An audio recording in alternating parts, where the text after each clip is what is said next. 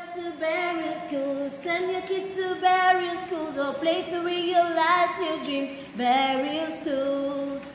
Send your words to various schools. Send your kids to various schools. There's no other place like various schools. Hello students, how you doing? Welcome to physics class. Now in our last class we started the discussion on motion. We were able to handle the speed, velocity and acceleration. I showed you how you can calculate speed, velocity and acceleration. We said speed is equals to distance over time, and then we also said velocity equals displacement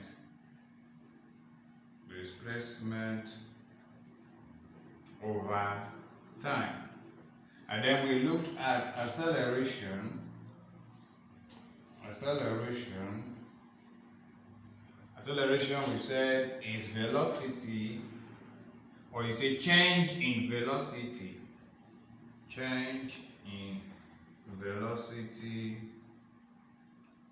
over time taken. This is what we considered last week. So now you should be able to define speed, you should be able to define velocity, you should be able to define acceleration. Also, we went further to discuss the motion graph interpretation of speed, velocity, and acceleration. There we looked at the graph for speed, that is for velocity, as well as acceleration. We said for velocity you have the distance time graph, which is plot against time. Now distance against time starts from the origin, and you have a motion of that sort. Okay, whereas we say this is A and this is B, and then if we are to define speed, since we say it's distance over time, you have AB over OB. That's speed. These are the things we considered last week, and then we went further to change that of acceleration as well, and so on and so forth. But today we're going to be looking at equations for uniformly accelerated motion. Equation for uniformly accelerated motion. Here in this aspect of physics, we'll be deriving the equations of motion. But I know very well that you have seen the equations of motion before, because I talked about it or stated it in our second term work, right? But we're going to look at how it is derived. There are about 3 or 4 equations of motion.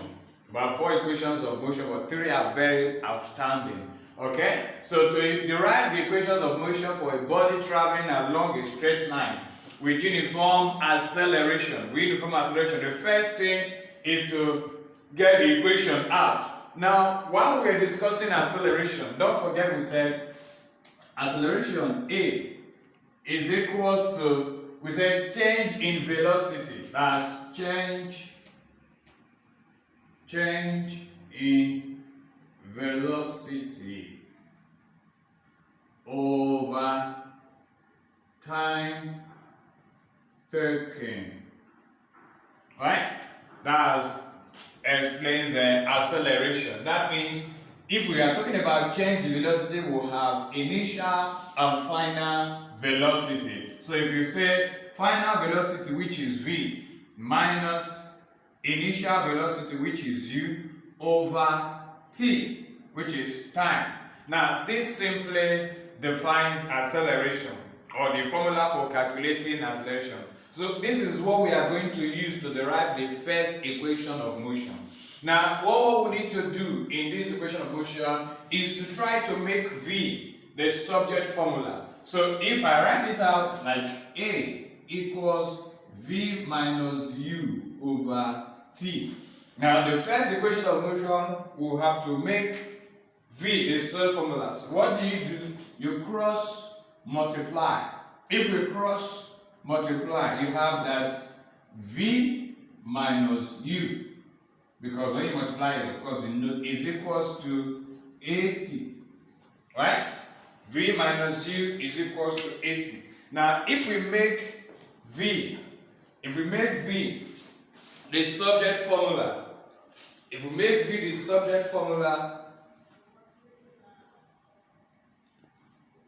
what do we have from this equation? If we make v the self formula, it therefore means that since u is crossing over, we have v is equals to u plus 80. That's equation 1. That's the first equation of motion. So the first equation of motion is v is equals to u plus 80. You see it? V is equals to u plus 80. Where v is the final velocity, u is the initial velocity, a is the acceleration of the motion, and t is the time. So from here, I have derived the first equation of motion, which is v is equals to u plus 80. Is that clear? You have to again. The first thing I said, what is the acceleration? We said acceleration is change in velocity over time taken. That means final velocity minus initial velocity over time. Okay? From there we have a is equals to v minus u over t. Now making v the subject formula, some students will always say let v stand alone. So for v to stand alone, we have to cross multiply so that v minus u is equals to 80. You see it? So from this equation, we decide to allow v stand on its own. That's why you have v is equals to u plus 80. And the first equation of motion is v is equals to u plus 80, which is the first equation of motion.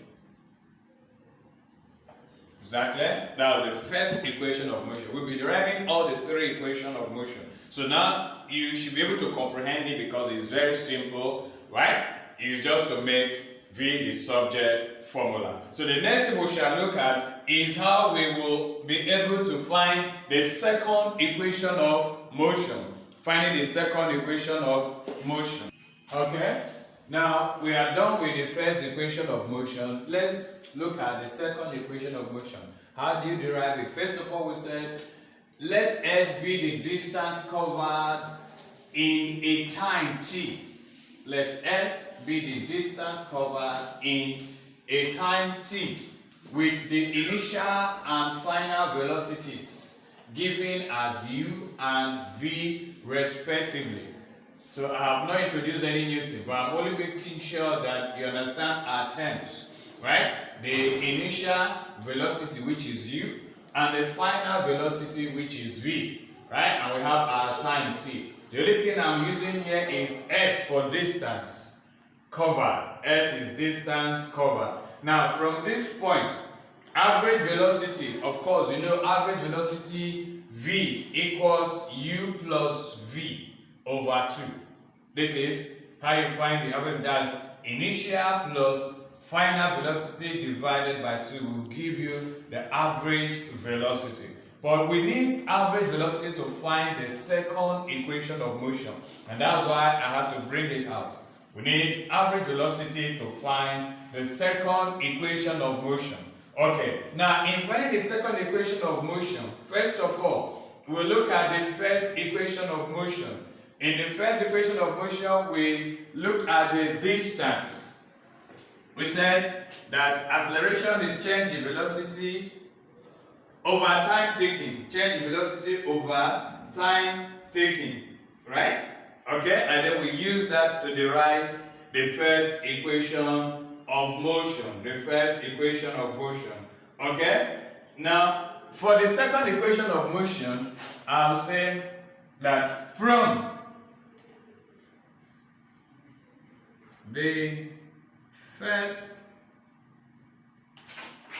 equation of motion. Now the first equation of motion is V equals U plus AT. That's the first equation of motion. Now I can decide to substitute. For V this equation. So if I bring in the whole of this equation into this, I'll have the second equation of motion. Do you get it? I'm bringing the whole of this as V in this equation. So I'll have that V is equals to, that's the average velocity, is equals to U. You see it plus, instead of putting V, I'll take the whole of V, which is U plus AT. Do you get it? U plus AT into the equation. So I'll say plus, instead of saying that, plus V, I'll say plus U plus AT over 2. Did you get that? All what I did was to substitute U plus AT for V in this equation. That's what I have done there. Okay? Now, if we bring this out, we will have U plus a half AT. Isn't it? U plus a half AT. U plus a half AT. But that is not all. That is not all. This is U plus AT over 2. So to substitute for the second U, I have 1 U plus 1 all over 2 AT. Is that clear? Now, bringing out the second equation of motion, I have it that if we say distance covered is equal to average velocity times time. So if I say distance covered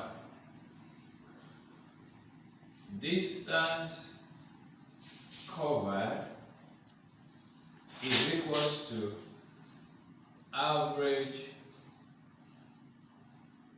velocity times time. That's the formula for calculating the distance covered. If distance covered is average velocity times time, we already have our average velocity. Don't forget, I use this arrow on top of the V to show you that that's average velocity, which is clearly spelled out here, average velocity. So if distance covered is average velocity times time, I have my average velocity from this equation. Remember how I got here? So I'll be having that the distance covered, I said we should represent it as x, which is x, let it be x, right? Is equal to average velocity is U plus a half AT.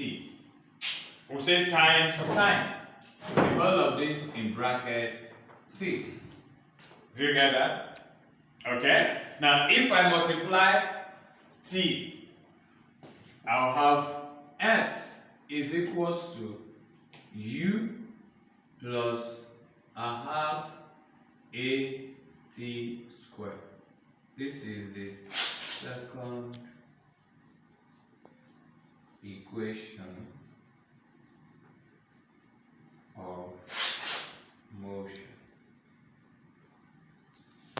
So we have UT plus a half AT squared, because T is going to multiply everything in this bracket. So you have T times U is UT, and then T times AT is AT squared.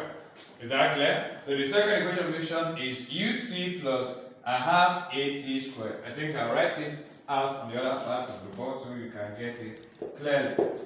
Now I'm taking this up to this other side, so we have the second equation of motion, which we say s represent distance, is equals to ut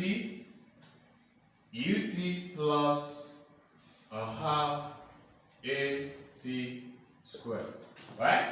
this is the second equation of motion as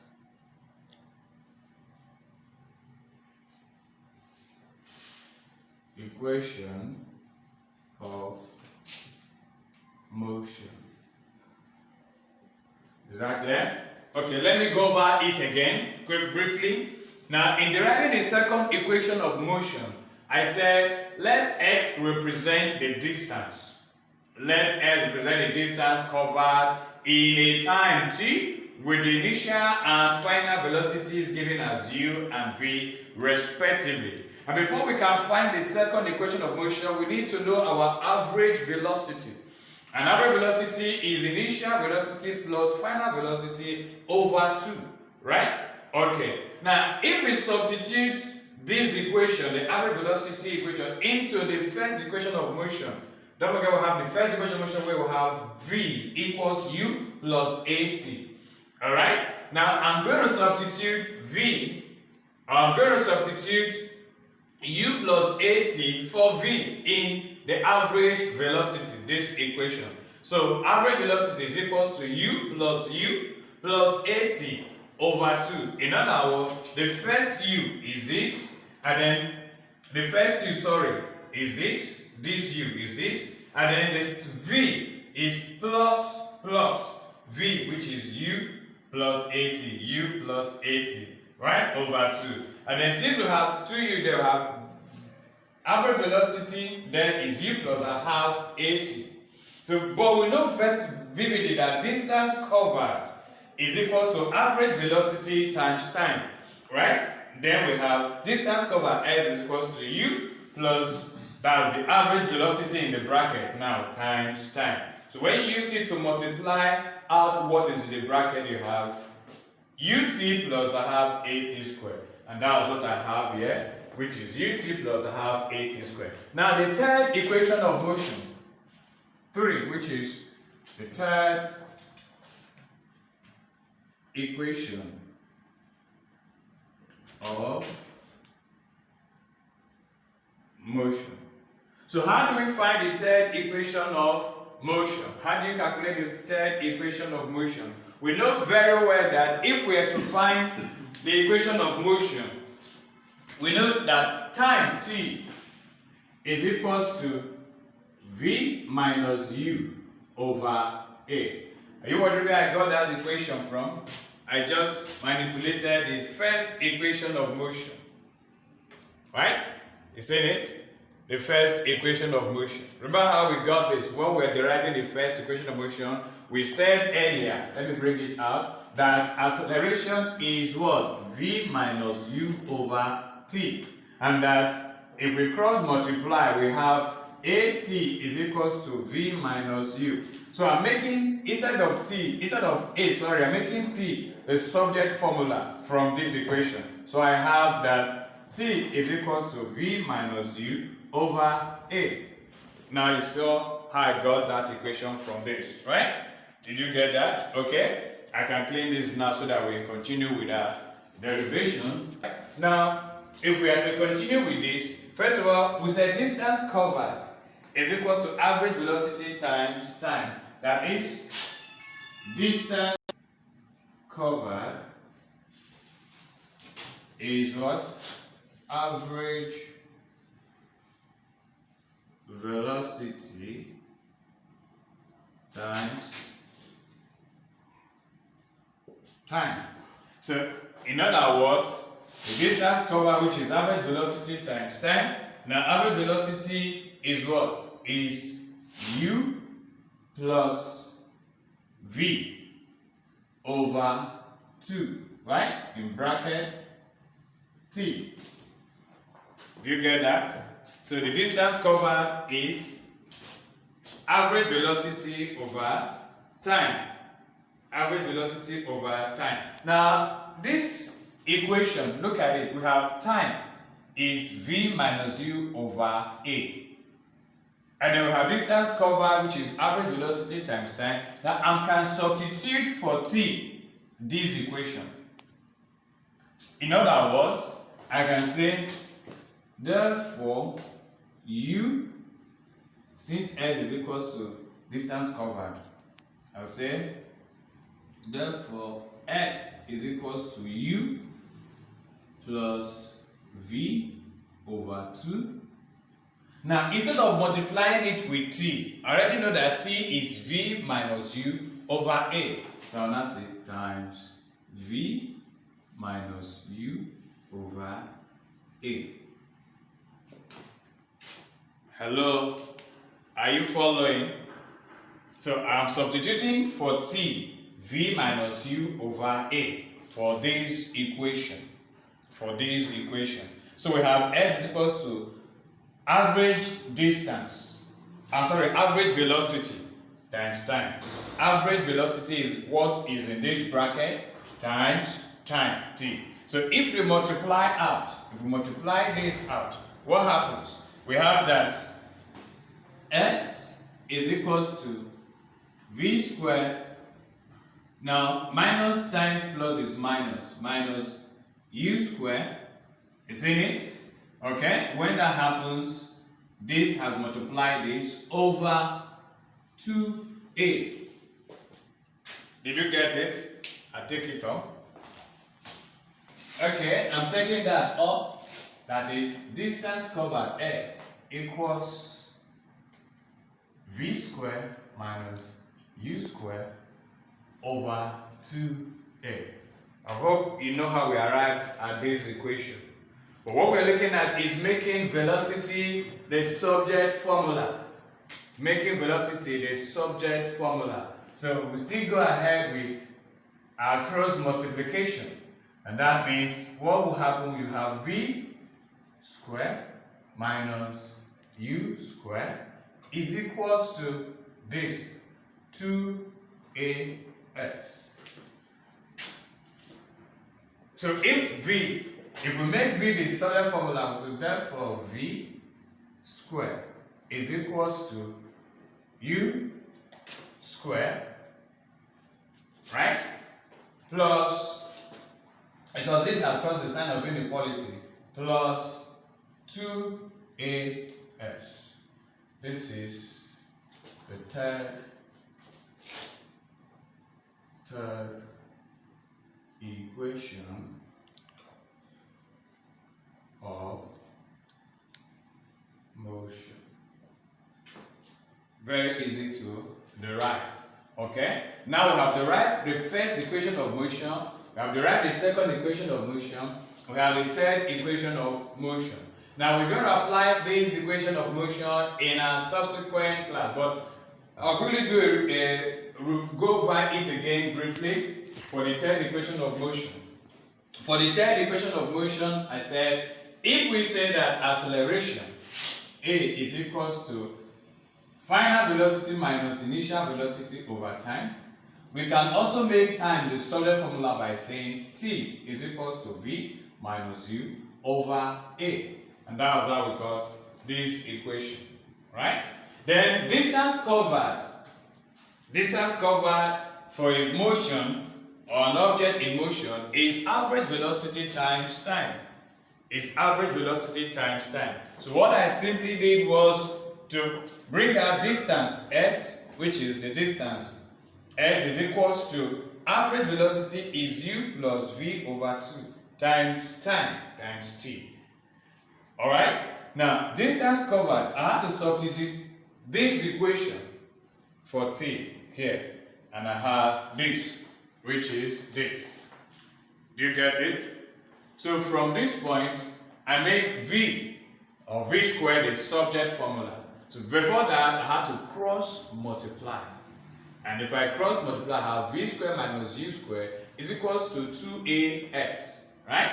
So making v the solid formula, I have v squared is equals to u squared, because it has crossed the sign of inequality, plus 2as, which is now the third equation of motion, right? Alright, now I have decided to bring them out so that we can, for better understanding. So the three equations of motion with uniform accelerations are 1. V equals u plus at. You saw how we derived that first equation of motion. 2, s is equals ut plus I have at squared. And the third equation of motion is v squared equals u squared plus 2ax. Now the parameters are u, which is initial velocity, v is final velocity, and then t is time, whereas a is uniform acceleration. Also note that we have this other equation of motion, okay, which I said average velocity times time. That's distance covered is average velocity times time. You can also apply it where necessary. Now I want you to try this before our next class. We'll apply all of these in our next class, but I'm giving you this to whet your appetite for the period you're not going to see me until next class, right? Okay, the assignment is a bus traveling at 60 km per hour accelerates uniformly at 5 meters per second. Calculate a velocity after 2 minutes. Now, what I'm trying to make you know is which of the formulas are you going to apply. That's the first thing I'm looking at. Not just your answer, but which of the formula you're going to apply, how you're going to apply it, and let's see if you're going to get it correctly. So this is where we're going to end this class. We'll meet again in our next class where we will apply all we have discussed today because my time is up. So do have a nice time and keep studying your notes. Bye.